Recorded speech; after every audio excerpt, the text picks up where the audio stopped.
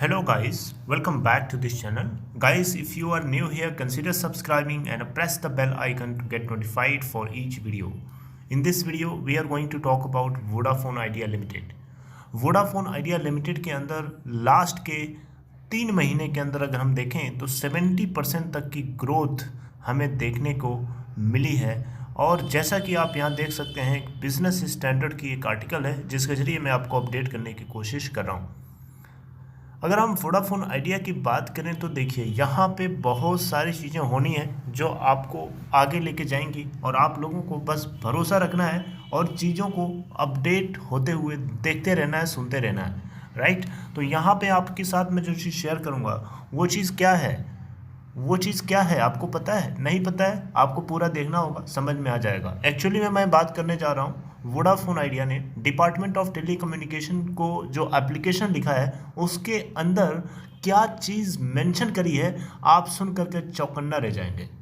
उसको मैं आज यहाँ डिस्कस करूँगा और यहाँ से चांसेस ज़्यादा हैं कि वोडाफोन आइडिया या जो सुप्रीम कोर्ट है उसको ये चीज़ जो है एक्सेप्ट करनी पड़ेगी, क्योंकि यहाँ पे और कोई चारा नहीं है, क्योंकि ये बहुत ही ज़्यादा गलत हुआ है इन कंपनीज़ के साथ, वोडाफोन आइडिया के साथ स्पेशली। इसलिए मैं बोल रहा हूँ क्योंकि इसके साथ सबसे ज़्यादा दिक्कतें आई हैं या इसको ज़्यादा दिक्कतें दी गई हैं। अगर आप लास्ट के 3 महीने की सिचुएशन को अगर एनालाइज करेंगे तो लास्ट के 3 महीने में जबकि इंडेक्स जो बेंचमार्क इंडेक्स होता है बीएसई वो 24% ही राइज किया है, जबकि वोडाफोन आइडिया 69 ऑलमोस्ट 70% के आसपास की जंप हमें दिखाया है। और जबकि भारती एयरटेल जो इसका कॉम्पिटिटर है सिर्फ 50% की ग्रोथ दिखाया है लास्ट के 3 महीने में। और सबसे बड़ा जो राइवल है रिलायंस, उसकी अगर हम ग्रोथ की बात करें तो लास्ट के 3 महीने में सिर्फ 11% की ग्रोथ उसके अंदर हमें देखने को मिली है। तो आप देखो यहाँ पे तो बेंचमार्क के मूव करने से कितना ह्यूज मूवमेंट हमें देखने को मिल रहा है वोडाफोन आइडिया लिमिटेड के अंदर 70%। जी मतलब एक्सेप्ट आप नहीं कर सकते, लेकिन आपको करना पड़ेगा। मैं कोई ऐसा नहीं कि मैं आपसे सुनी सुनाई बातें बोल रहा हूँ, आप देख सकते हैं यहाँ पे 69% का ग्रोथ 3 महीने में मात्र।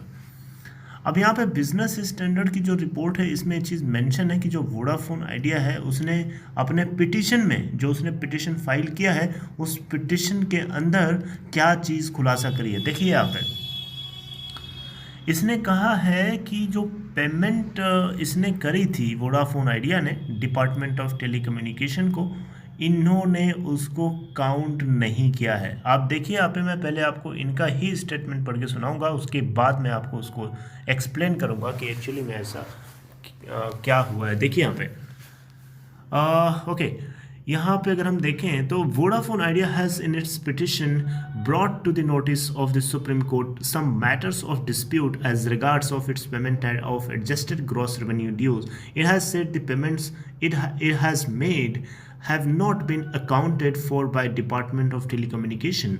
Also, there has been double counting of some revenue items in the AGR demand and deduction has not been made by the department, and on account of roaming charges paid by the operator, the report suggested. मतलब ये हुआ कि यहाँ पे department of telecommunication जो payment करी गई उसने काउंट भी नहीं किया और डबल काउंटिंग किसी को इन्होंने डबल काउंटिंग कर लिया है, जिसकी वजह से इनके एजीआर की वैल्यू बढ़ जाती है। और कुछ डिडक्शन करे जाने थे जिस मतलब जिन पॉइंट्स पे डिडक्शन होने थे यानी रिड्यूस होना था डेटा, वहाँ पे इन्होंने करा ही नहीं है ताकि इसका जो अमाउंट है ज़्यादा बढ़ जाए, ताकि ज़्यादा वसूली करी जा सके।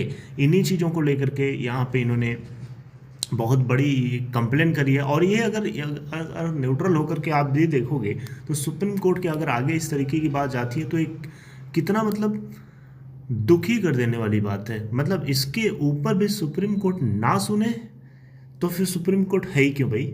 सुप्रीम कोर्ट है ही क्यों जब इसके ऊपर नहीं? सुप्रीम कोर्ट को क्यों बनाया गया?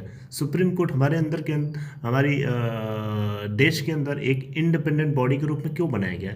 इन्हीं चीज़ों के लिए बनाया गया है। और इन चीज़ों को अगर गलत होना ही था तो सुप्रीम कोर्ट के होने का क्या फ़ायदा? आप बताइए, थोड़ा सा लॉजिक लगाइए ना।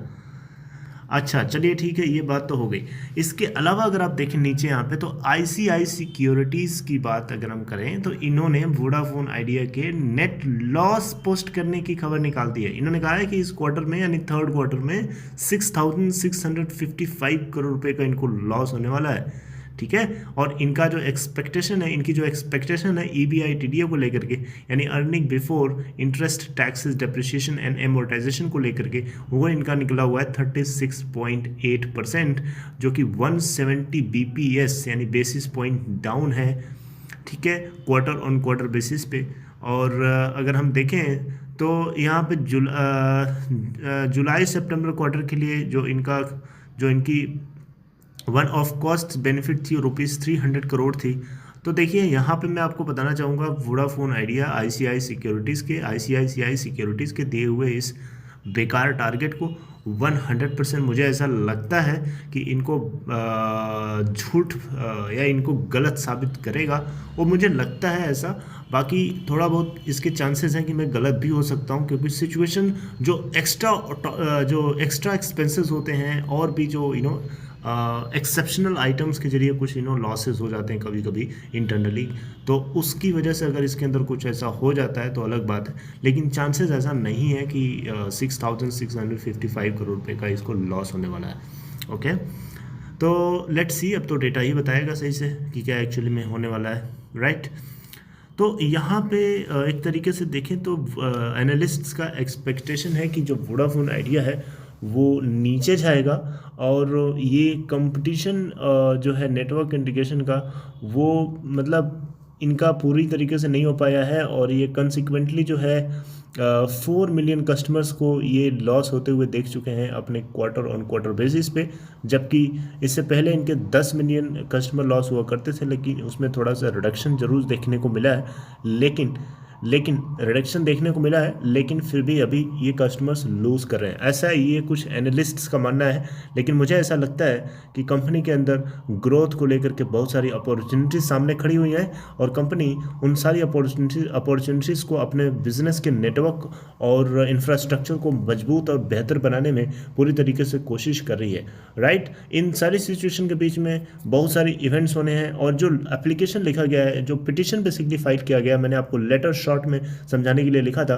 पिटिशन जो फाइल किया है कंपनी ने, उस पिटिशन में जो बातें बताई हैं, वो बातें वाकई में चिंता कर देने वाली हैं, और इन बातों को लेकर के इसका चांसेस ज़्यादा है कि सुप्रीम कोर्ट इस बात को सुने, और सुनने के बाद इसके ऊपर री एनालिसिस या रीकैलकुलेशन या रीअसेसमेंट करने का मौका जरूर दे, right. So this is all for this video. I hope you got some positive information from here, और ये बात आपको शायद नहीं पता होगी, लेकिन मैंने आपको बताया।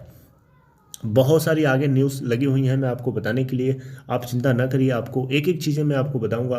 अभी बहुत सारी न्यूज़ तैयार करके रखी हुई है आप लोगों को बताने के लिए, वन बाय वन उसके ऊपर अभी रिसर्च चल रही है, तो आपको बने रहना होगा, इस चैनल से जुड़े रहना होगा। और आपको दूसरी चीज़ ये है कि डीमैट ट्रेडिंग अकाउंट ओपन कराना है। डिस्क्रिप्शन बॉक्स में आपको लिंक मिलेगा, उसे क्लिक करके आप अपस्टॉक के अंदर अकाउंट ओपन करा सकते हैं। See you guys next time, till then take care of yourself, thank you for watching this video.